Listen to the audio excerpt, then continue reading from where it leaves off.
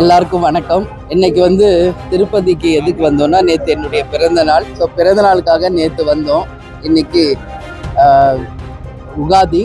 அதனால இன்னைக்கு பெருமாளை தரிசிச்சுட்டு வேண்டிக்கிட்டு எல்லாரும் நல்லா இருக்கணும், அதான் மெயின். லோக சேமமாக இருக்கணும், எல்லாரும் நல்லா இருக்கணும் அப்படின்னு வேண்டிட்டு வந்திருக்கோம். நிச்சயமாக இந்த ஆண்டு ஒரு மகத்தான வெற்றி பெற்று எல்லோருக்கும் நல்லது நிச்சயம் நாங்கள் செய்வோம் அப்படின்றத சொல்கிறேன்.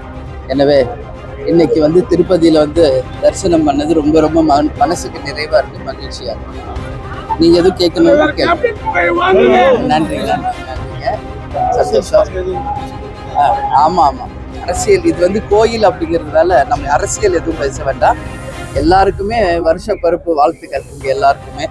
அதனால இன்னைக்கு பெருமாளை சேவிக்க வந்துடணும். எல்லாருமே நல்லா இருக்கணும், லோகமே நல்லா இருக்கணும், எல்லா மக்களும் நல்லா இருக்கணும், அதான் மெயின் பிரார்த்தனை. இவங்க எல்லாரையும் சந்திச்சதுல ரொம்ப மகிழ்ச்சி. நன்றி, வணக்கம். 2026 ஒரு மகத்தான ஒரு வெற்றி ஆண்டாக எல்லாருக்குமே இருக்கும்.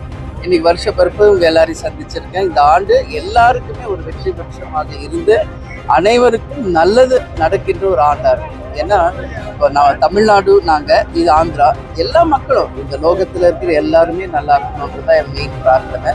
அதனால எல்லாருமே நல்லா இருப்பாங்க. இந்த வருஷம் எல்லாருக்குமே சக்சஸ்ஃபுல் இயராக இருக்கும் அப்படின்னு சொல்லி நான் வாழ்க்கிறேன். ஆமா, இன்னைக்கு கேப்டன் எப்பவுமே திருப்பதிக்கு வருவாரு, உங்க எல்லாருக்கும் தெரியும்.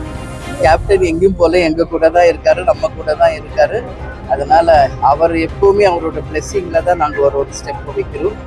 எப்பவுமே எந்த ஒரு விஷயம் துவங்குவதாக இருக்கட்டும், வெற்றி பெற்ற பிறகும் நம்ம திருப்பதிக்கு வருவோம். அந்த வகையில் இந்த வாட்டி தேர்தலை சந்திப்பதற்கு முன் பெருமாளை தரிசிச்சுட்டு போகிறோம். மகத்தான வெற்றி பெற்று மீண்டும் வருவோம். திருப்பதிக்கு அவருக்கு நன்றிகளை சொல்லணும்.